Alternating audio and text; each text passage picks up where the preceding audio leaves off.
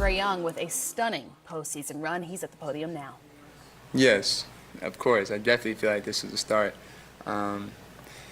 This is the beginning. Like we've accomplished so much in this year, but just the guys in the locker room, the young guys, like we all understand that this is just the beginning. And I mean, it's fun. We have the city excited, and we want to keep it this way. What do you feel like you personally improved after this postseason? I mean, all I wanted to prove coming into this season was that I can win. I remember Sarah asking me that before the season started, and I just remember telling her that I didn't care about no individual things, accolades, anything else. I just cared about winning, and I think hopefully people have a different mindset when they look at me in that type of light. Sarah? On that note of winning, going from starting off 14-20 to now battling in the Eastern Conference Finals, just what does this say about this team's, I guess, intangibles as well? Like, you spoke about the building blocks, but also that resiliency. Just that we have the pieces. Like we got the talent. We got guys that you see we can do it, and you see the flashes that we can do it. It's hard. Like this shit is hard as hell, and it's not easy. They've been here multiple times before and haven't been able to take that next step. And I think for us, being able to go through this for a first time early, it's really good for us. I think it'll only help us. Is it tough at all to end on the note of it doesn't seem like you're quite 100%? You know, is it? And I know you guys have battled the injury bug all year. DeAndre's been out. Yeah. Is it tough to end on a note where you're not full force? Of course. I mean, everybody in this playoffs, they don't want players hurt. And for me, not being able to be out there for my team for 2 games, and then tonight, just wanting to battle and try to fight through it as much as I could, and try to be out there for my team. It's definitely frustrating not being healthy and not being able to give my full 100%. So yeah, no, I definitely was a little bit frustrated. Jeff Schultz? You knew when you woke up this morning this was a potential elimination game tonight. Was anything going to keep you off the court? Not from trying. I was gonna try it eventually. I mean, it's a bruise. It's gonna be pain. I still have pain. It's gonna be like this for at least a couple more days, and so I knew I wasn't gonna be able to feel 100%. So I was gonna go out and at least try and try to do it again.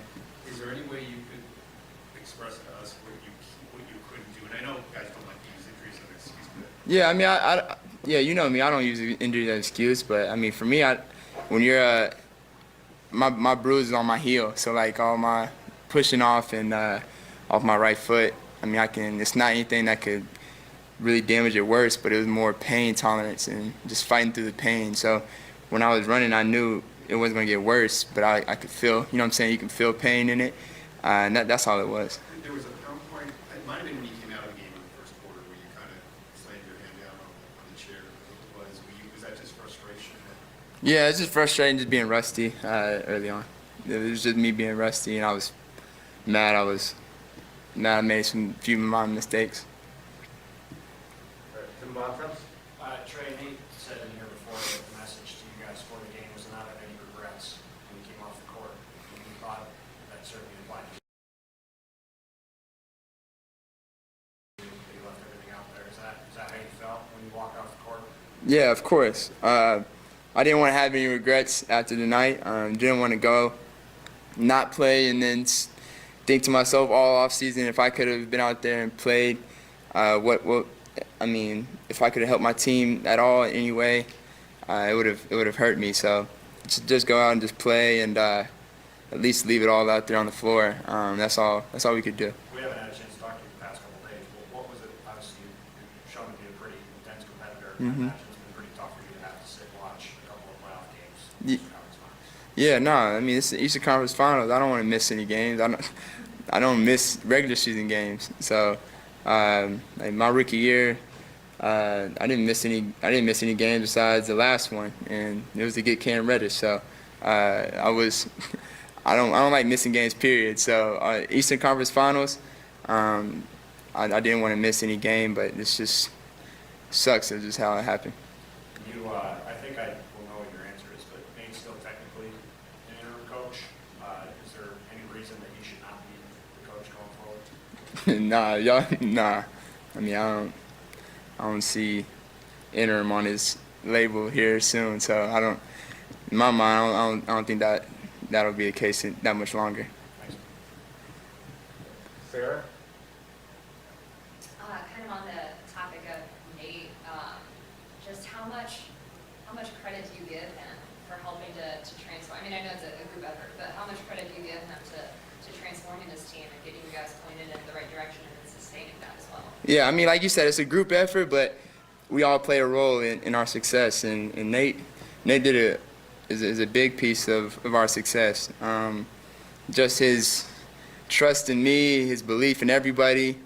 I mean, competitiveness, it really rubbed off on everybody. And we were all really fighting for each other and believed in each other. And I think it all started from his messages. And you could tell it really was a trickle-down effect to everybody in the locker room. So I think when it comes to his part of our success, I think that's the big thing. Chris?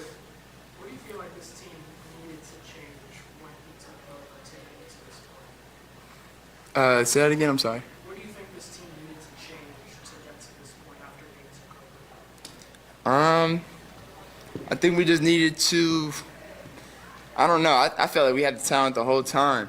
I felt like we had the talent from the beginning, and we just needed to find a way to put it together and really buy into each other. And I think also guys got back healthy. After we got guys healthy, we really just fought and we just battled all season, and it turned our 14-20 season to totally different. So I think it was really we just bought into each other and we just kept fighting. We never gave up.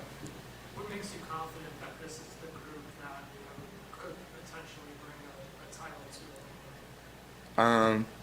I mean, first of all, I always have confidence in myself, and I know the guys in this locker room we always have confidence. And I think the thing to be special with any group is we have to have confidence, and this group has that, and it's a big part of what Nate preaches. Go out there and play confident, and I think the group we have, can do that.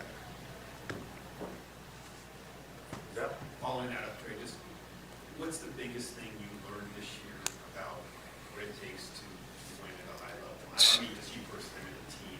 Yeah, one thing I learned this year, you got to be a high seed. Home court advantage is a big thing. And I think for me, understanding and going through this process now is like, all right, we got into the playoffs. Now we did a lot of things, but we kind of made it hard on ourselves. Like, let's make it a little bit easier and play in some more home games. And I think for us, that's the next step for us is, trying to build towards home court advantage. And sorry, one last follow-up on the injury. If this was a regular season injury, how long do you think you would set out? I'd have been out. Depends on where we are. Weeks? I don't know. A lot of people didn't think I would play, but I didn't care. All right, Giannis will take over with the Zoom room. We'll start with Steve Hummer. Yeah, Trae, as you were leaving the court, off the court, going to the locker room, you seemed to yell something up at the crowd. I think I know what you said, but my lip reading from way out high might be a little off. What did you tell them? What'd you think? I want to hear it. Oh, we get the lights back. I thought you said we'll be back. Yeah, you were right. You was right. No, I definitely believe we'll be back. I feel like we'll be back, and I meant that with my whole heart. Jack Klein. John was talking about the importance of getting this far with this young crew and experience in the playoffs. Trae, is that all it is? Or is there something that, when you look at Milwaukee, what they have encompassed as a roster that's needed to get to that next step? Yeah, it's this whole thing is about experience. You have to go through it you really have to go through this. And you see on the West, you see CP's never been to the finals in his 16 years. Like, this is hard.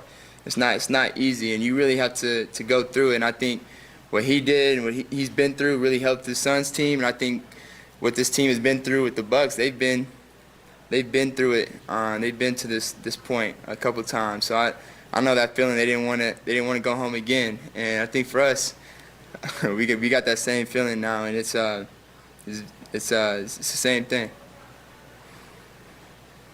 Final question on Zoom will come from Maria Martin. Right now that you've gotten the experience of the playoffs, do you feel more confident now that you've taken this step in the future of this franchise? Definitely. I mean, like I just said, when you go through experience and we've been through it and we've succeeded at a high level in these playoffs, and I think with that we can only build off that. And it's been a special year, and I'm excited about what's to come.